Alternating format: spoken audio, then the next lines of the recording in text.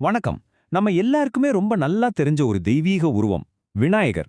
நாம எந்த ஒரு நல்ல காரியத்தை ஆரம்பிக்கிறதுக்கு முன்னாடியும் முதல்ல கும்பிடுறது விநாயகர் தான், இல்லையா?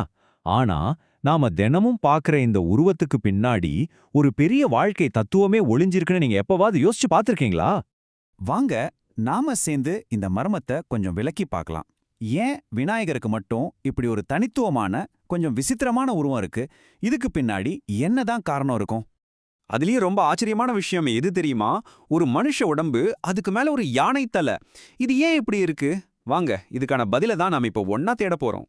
இது சும்மா புராணங்கள்ல வர்ற ஒரு கதையா, இல்ல இதுக்குள்ள நம்ம வாழ்க்கைக்கே வழிகாட்டக்கூடிய பெரிய பெரிய உண்மைகள் ஏதாவது ஒளிஞ்சிருக்கா? வாங்க, விநாயகரோட உருவத்துல ஒளிஞ்சிருக்கிற ஒவ்வொரு ரகசியத்தையும் நாம இப்ப ஆழமா பார்க்கலாம்.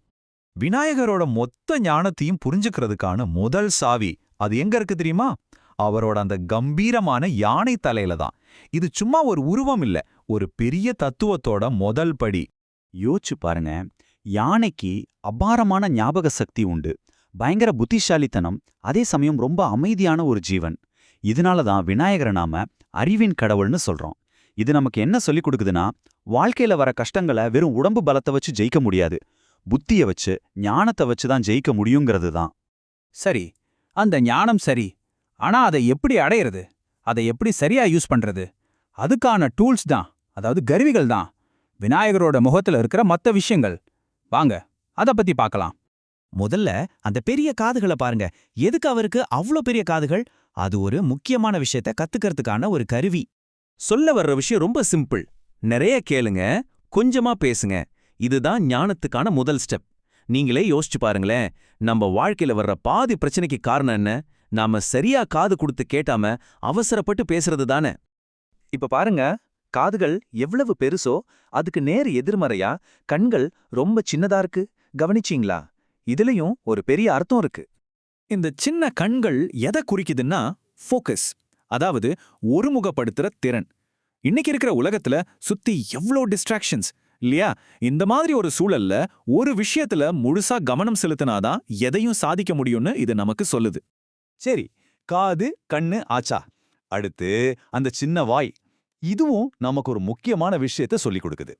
பாருங்க, நம்ம எவ்ளோ குறைவா பேசுறோமோ அவ்ளோ தேவையில்லாத சண்டைகளை தவிர்க்கலாம், நம்மளோட எனர்ஜியையும் முக்கியமான விஷயங்களுக்கு சேமிக்கலாம். கடைசியில நமக்கு என்ன கிடைக்கும்? மன அமைதியும் நிம்மதியும் தான். ஓகே, இப்போ வெளியே இருக்கிற விஷயங்களை பத்தி பேசிட்டோம். அடுத்து நம்ம உள்ள போகலாம். அதாவது உள் வலிமை, சகிப்புத்தன்மை, இத பத்தின தத்துவங்களை இன்னும் கொஞ்சம் ஆழமா பார்க்கலாம்.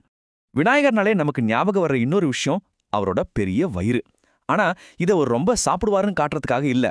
அது எதையும் ஏத்துக்கிற மனப்பான்மையை குறிக்கிற ஒரு சக்தி வாய்ந்த சிம்பல். வாழ்க்கைன்னா நல்லதும் இருக்கும், கெட்டதும் இருக்கும். ரெண்டையுமே நாம சமமா பார்க்க பழகிக்கணும். ஏன்னா உலகம் எப்பவுமே நாம நினைக்கிற மாதிரி இருக்காது. வாழ்க்கையோட இந்த ரெண்டு பக்கத்தையும் நாம எப்போ ஏத்துக்கிறோமோ அப்போதான் உண்மையான அமைதி கிடைக்கும்.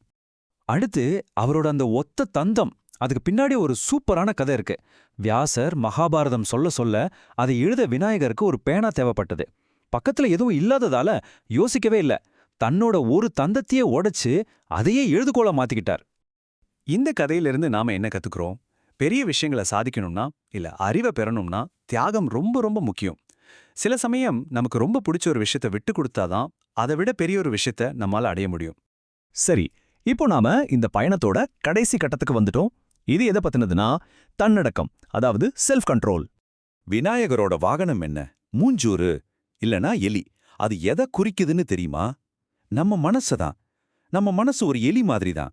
ஒரே இடத்துல இருக்காது, ஓடிக்கிட்டே இருக்கும், ஆசைகள் பின்னால போய்கிட்டே இருக்கும். அதை கண்ட்ரோல் பண்ணாம விட்டா அது பெரிய குழப்பத்தை உண்டாக்கிடும். ஆனா அதே மனசை அடக்கி ஆண்டா அது நமக்கு வெற்றியையும் ஒழுக்கத்தையும் கொடுக்கும்.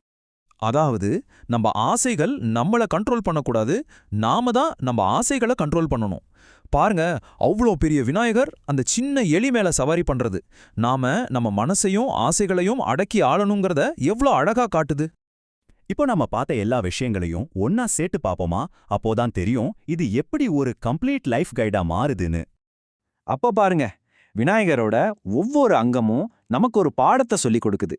தலைய மாதிரி ஞானத்தோட வாழணும், காது கண்ணு மாதிரி கவனமா இருக்கணும், வாய் மாதிரி அமைதியா பேசணும், வயிறு மாதிரி எதையும் ஏத்துக்கணும், தந்தம் மாதிரி தியாகம் செய்யணும், கடைசியா அந்த வாகனம் மாதிரி நம்மள நாமே அடக்கி ஆளணும். இது ஒரு அர்த்தமுள்ள வாழ்க்கைக்கு தேவையான முழுமையான ப்ளூ பிரிண்ட் மாதிரி இல்லையா? அப்போ கடைசியா நாம புரிஞ்சுக்க வேண்டியது என்னன்னா, விநாயகரோட உருவங்கிறது வெறும் ஒரு சிலை இல்ல, அது நம்ம வாழ்க்கைக்கான ஒரு கம்ப்ளீட் கைடு. இனிமே நாம அவரை கும்பிடும்போதெல்லாம் இந்த தத்துவங்களையும் ஒரு நிமிஷம் நினைச்சு பார்த்தா நம்ம வாழ்க்கை இன்னும் அழகா, இன்னும் அமைதியா மாறும்.